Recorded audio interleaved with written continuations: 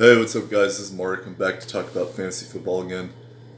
So for this video, what I'm going to do is I'm going to be talking about the players that aren't expected to have good week ones, but so maybe not necessarily going to give you production right away at the draft, but kind of like the opposite video that I posted, I believe 2 videos ago. These are guys that you want to consider as potential trade targets after week 1 because they have tough matchups, different situations on the team, etc. So let's get to it. But first, I have a couple questions from some of the people that have been watching the show. Nathan has a question. He was wondering, so on the mock draft video, he was wondering if it's better if I would take a running back in the first round over a wide receiver. And the answer to that is that it depends. So there are certain running backs that I would bump up higher than wide receivers because in standard you're going to prioritize having the touchdowns and the running back points because you're not getting the reception points that you would in PPR. So I would take some guys over, like I would bump up some guys like Todd Gurley. I would take over DeAndre Hopkins and Devontae Adams, for example. But Devontae Adams and Hopkins are still the top 2 receivers for me. I would take them over Le'Veon Bell. I would take them over David Johnson. I don't think he's going to have a good season. I'm going to talk about that in a bit. But there's other guys that I would not take running back higher, like Melvin Gordon, because he's got his contract situation that he's sorting out right now. Like, for instance, like it gets down to the point where you're, like, let's say end of the first round, and you're looking at whether or not you should take like Julio Jones or Michael Thomas or something like that, and you have like Melvin Gordon on the board or Dalvin Cook on the board. Like, you don't want to reach for a running back at that position if somebody snags all the first round tier running backs. Like, those receivers are still going to give you a lot of points. So don't reach for a running back that has question marks is basically what I'm saying. But you do want to prioritize filling your running back positions because the good ones are going to be gone in the first 3 or 4 rounds. That's just kind of how it works, unfortunately. But yeah, I hope that answered your question. And then there's another question from Logan who commented on one of the previous videos.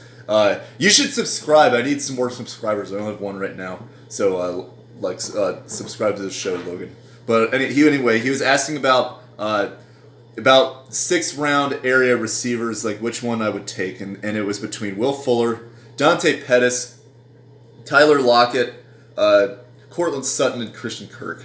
So that's a tough question. There's a lot of different ways you can go there. I think like long term, and this isn't if he can stay healthy, but I like Will Fuller the most because, especially in standard leagues, like he is very fast. He has very good rapport with Deshaun Watson, and Watson like always finds him on these deep bomb touchdowns.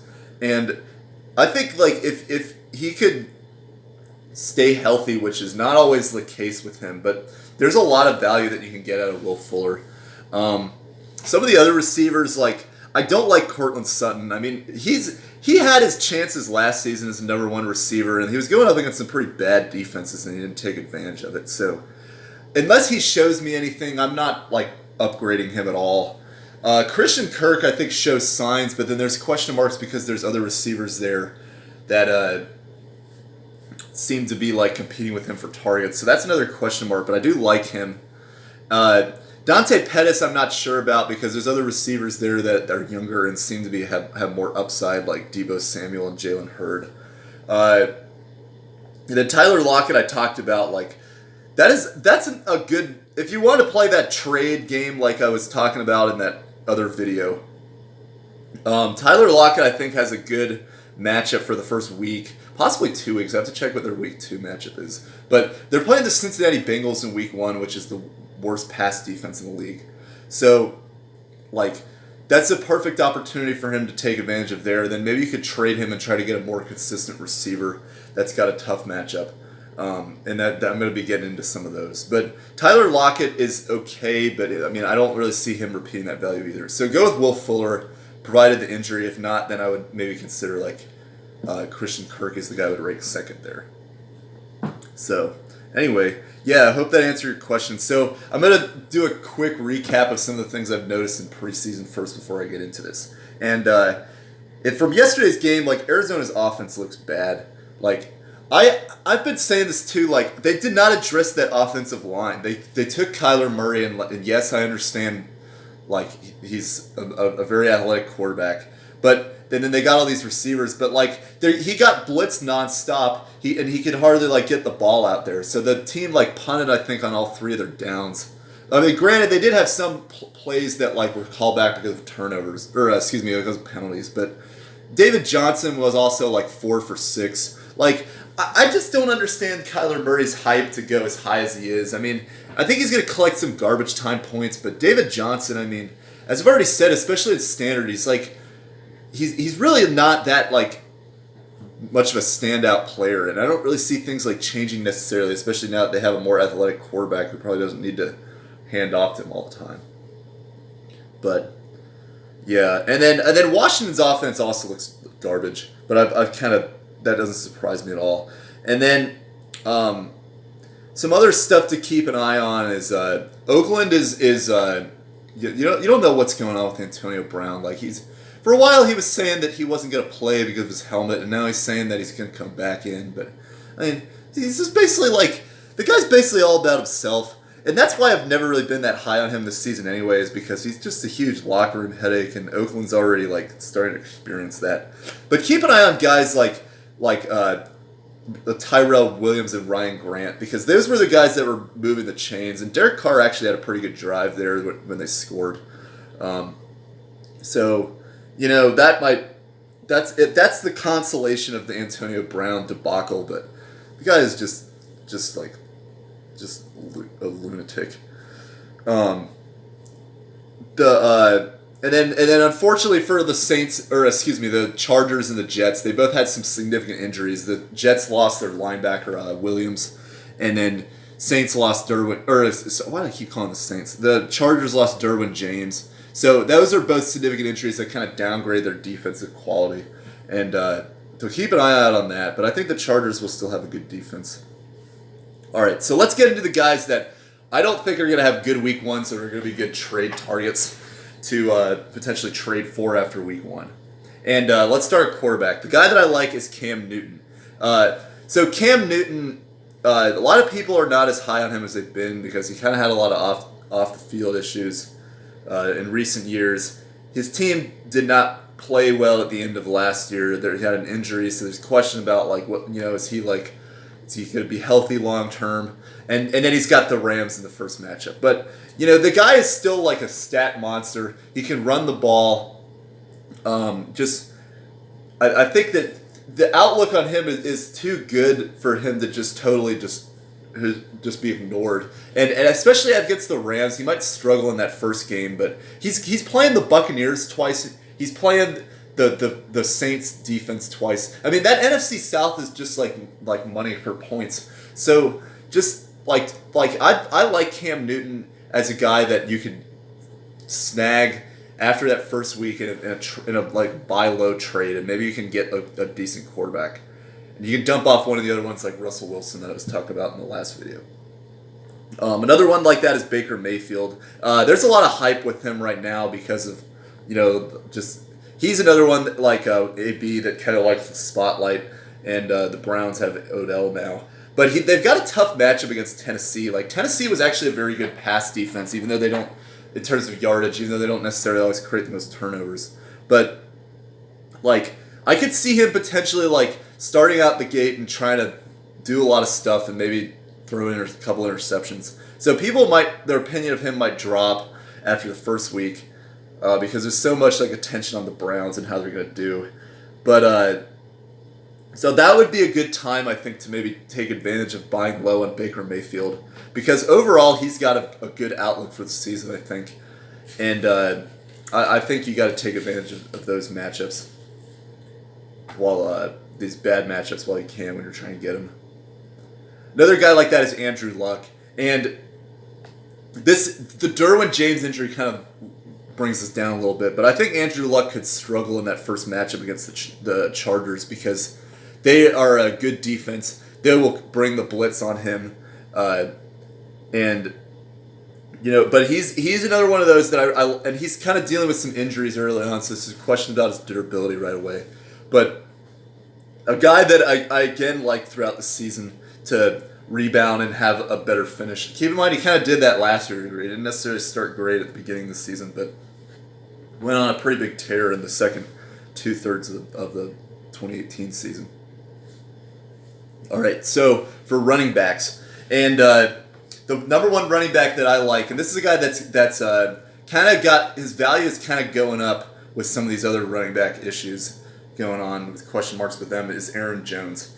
So Aaron Jones of the Packers, he's got a lot of potential as their lead three-down back, but he's got the first game he's playing the Bears, and the Bears had the number one rush defense last year. Especially if you're in a standard league, like when you're not getting the receptions.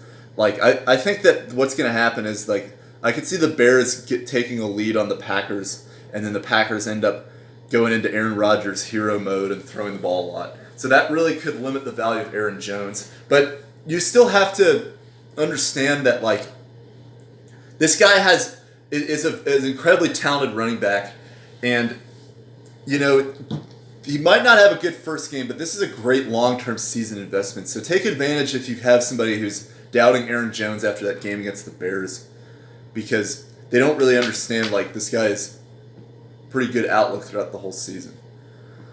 Another one that I like that's kind of like that is Leonard Fournette. So Fournette has more hype, so it's going to be harder to get him in a trade. But first game against the Chiefs, I think that what's going to happen is that the Chiefs are going to go out to a big lead. The Jags are going to end up having to throw it a lot. So because of that, they're not really going to need Fournette because they don't need to like pound the ball up the middle. So I see them having a need to catch up the game and not like give it to Fournette. So he could struggle.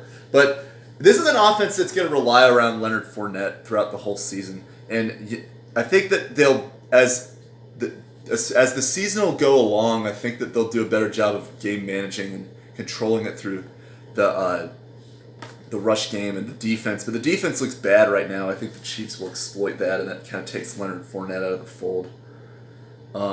Another guy that I like at running back is Justin Jackson. So Justin Jackson, and this is all dependent on what happens with Melvin Gordon.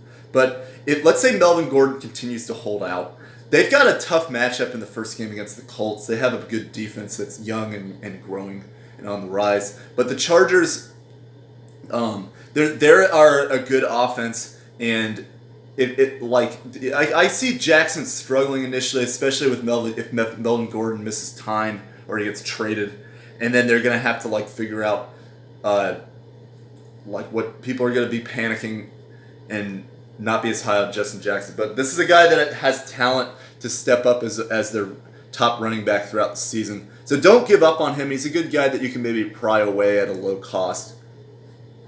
Another one is Rashaad Penny. So if you remember in the guys that I said to trade away after week 1, I said Chris Carson. That is because Chris Carson has a first round game against the Cincinnati Bengals, or first week game against the Cincinnati Bengals.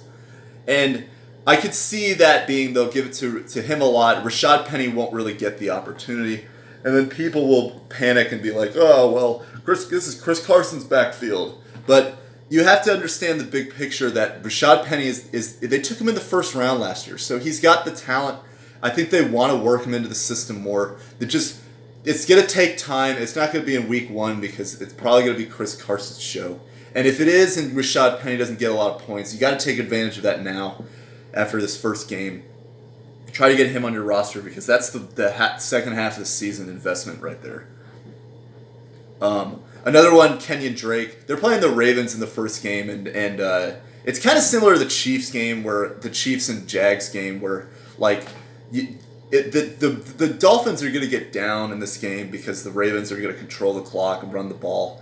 And I think that what's going to happen is that they're going to have to throw it a lot and not really use Kenyan Drake. So that's another situation where you take advantage of a guy that is one of the clearly the better players on this team, but he's got better matchups coming up later. He just starts off with a tough one. And then this is another one that's questionable. There's different people have different opinions on Derius Guice, but I like him as a guy you could buy low as a running back after week 1 because they've got the Philadelphia Eagles, and I think that they also are kind of trying to work Adrian Peterson in more initially. But I don't know. I don't really see Peterson holding up the whole season. So Derius Guice, this is an opportunity for if you're on that team that's trying to trade for him, and the owner is like upset with how he played in the first game because they're playing the Eagles, which is a good run defense anyway. Washington's offense does not look very good right now. So, just take it. This is a good opportunity. Again, the second half season investment. Derius Guice could end up being one of the key players on this team. All right, so let's go to wide receivers. So the number one wide receiver that I like that you should try to buy low on after week 1 is Tyreek Hill. And why do I say this? So they're playing the Jags defense, and yes, I think the Chiefs are going to jump out to a big lead and not have a problem with that defense. But more than likely, I think what's going to happen is that the Jags are going to put Jalen Ramsey on Hill, and Ramsey is one of the best players in the NFL. So and I think what's probably more going to happen is, and this kind of stuff happens with Tyreek Hill, is that he either gives you a ton of points or he gives you nothing. And I think this is a nothing game because he's going up against Ramsey. I think they're going to kind of go more in the direction of guys like Travis Kelce, maybe throw in McCole Hardman because he's shown that he can kind of be that change of pace speed receiver as well. So this is a down week for Hill. And I think that if he scores anything under 10 points, then you got to pounce on it while you can. Try to get this guy on your team because there's not going to be many games like this where he's going to have bad matchups. But when you got Jalen Ramsey in the first game, you got to take that into consideration and try to see if you can trick somebody who doesn't really understand that. Similar situation with the Indianapolis Colts. T.Y. Hilton is another one that I think is going to struggle in week 1 because he's going up against Casey Hayward most likely. And the Colts, I think, are going to kind of go in some of the direction of other guys, like maybe Devin Funchess or their tight ends. I think that T.Y. Hilton is another one of those. He's going to have a great outlook for the season. Especially they got pass defenses that they're going against, like Houston, which is not a good pass defense. And it's just kind of I think you got to take advantage of some of those matchups now, where he's going up against some tough cornerbacks. Because, again, good outlook through the whole season. All right, so Robby Anderson of the Jets is another one I like. He's going up against Buffalo Bills in week 1. The Bills had the best pass defense last year. And, in general, a very underrated defense. So I think that this is going to be a situation where Sam Darnold kind of struggles to get him involved. Robby Anderson doesn't really get down the field for a lot of deep balls. And I think that, this is now you take advantage of Robby Anderson when you can. So, another situation like that. And then, I already talked about Cam Newton, but DJ Moore is got some tough matchups against some of those Ram cornerbacks that are very good, like Marcus Peters, Aqib Talib, depending on if you still think of him that way. But I don't see him. I don't see this being his game. I think he's going to struggle a little bit. But DJ Moore is one that, especially on this team, they do not have a clear number 1 receiver at all, unless you want to count McCaffrey. So DJ Moore is a guy that's going to improve throughout the season, but difficult matchup. And again, the NFC South, so a lot of potential points still to be had. Another one, Calvin Ridley. Of the Falcons, they're playing the Vikings, and the Vikings have a good defense. So, this is a situation where Calvin Ridley, as I've talked about, he's going to possibly step up as their number 2 receiver. He was very good last year, even though he was inconsistent. So, tough first game, but I think he's going to improve as the season goes along. And then, last but not least, I'm going to go Geronimo Allison. So, Geronimo Allison, coming off an injury, so he might be a little slow to come back in this first week. And they're playing the Chicago Bears. So, I think that in general, the Packers could have some trouble getting the ball to Geronimo Allison when he's dealing with that. But as he gets healthy throughout the season, the number 2 receiver opportunity is there. I like him as a guy that you can get on the cheap after this first week and then end up giving you a lot of great value throughout the whole season. All right, so let's move over to tight ends. So notice like most of these are because of matchup, but the players are still going to have a good outlook throughout the season.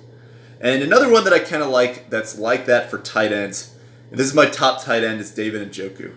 So David Njoku they're playing the Titans, which I mean that is a very good defense against tight ends. So one of the better ones last year. So I think that Njoku could struggle to get those red zone looks in this game. Maybe not like necessarily catch the most passes. So people could be down on him after his first week. But I think that there's so much upside and potential with this guy, and he started to show it as last season went along. I like him to kind of take that next leap forward and kind of become one of those maybe potentially top 5 tight ends out there. So take advantage of David Njoku's matchup against Tennessee. Buy him on the cheap.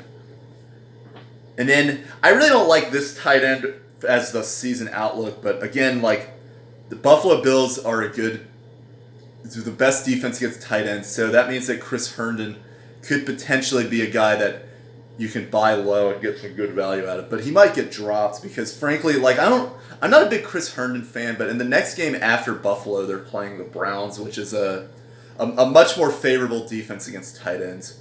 So I like the Jets tight end Chris Herndon. Maybe you could. I would not like invest in him long term, so don't give up a lot of assets. But if you're playing a stream game where you're trying to go tight end week by week, this is a guy that has a much better matchup for week 2 than week 1. So maybe you can get a little bit out of him and then maybe flip him if he has a great game. It's always about moving players. So, but Herndon is more of a week by week guy, and Njoku is more of you're getting him for the whole season.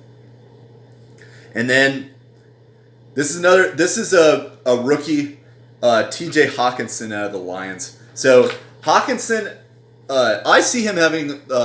It's going to take him a few weeks to get adjusted to the offense, so maybe he's not going to get used necessarily the first 2 games. But in the first week, he's got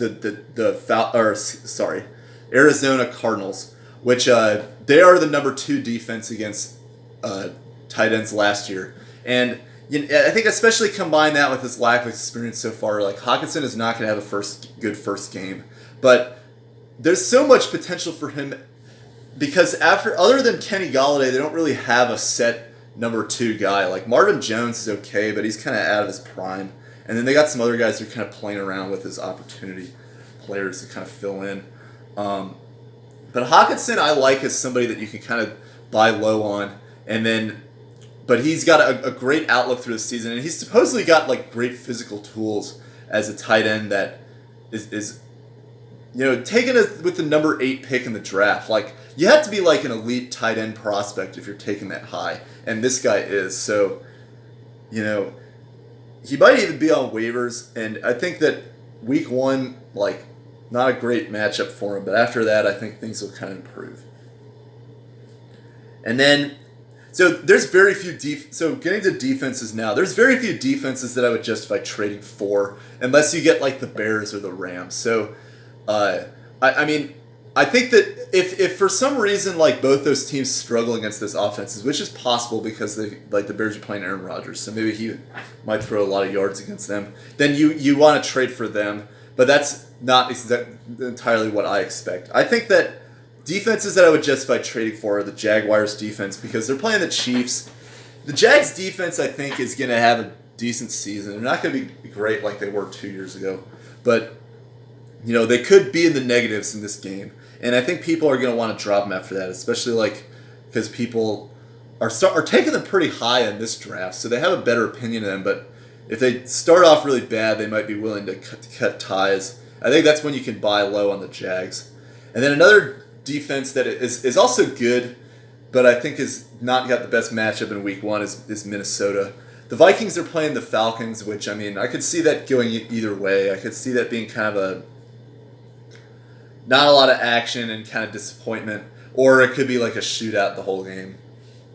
And I think if it is, then that means the defense is not going to have a good fantasy stat line. So, but you want to take advantage of that too, because I mean that's a very consistent defense, and they've really kind of been like that for the last 3 or 4 years. So, pretty good model of consistency.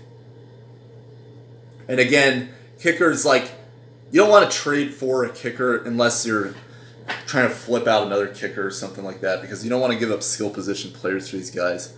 But a guy that I like who's not really got the most favorable matchups in week 1, and it's hard to predict this stuff, but I think that like I could see a situation where Justin Tucker doesn't get a lot of field goal opportunities, literally because the Ravens are just scoring touchdowns, and that's because they're going up against the Dolphins. So, like, I could see like they control the clock, run it all the way down the field, take up like 10 minutes on a possession, and then Justin Tucker gets 1 point instead of like 4 or 5.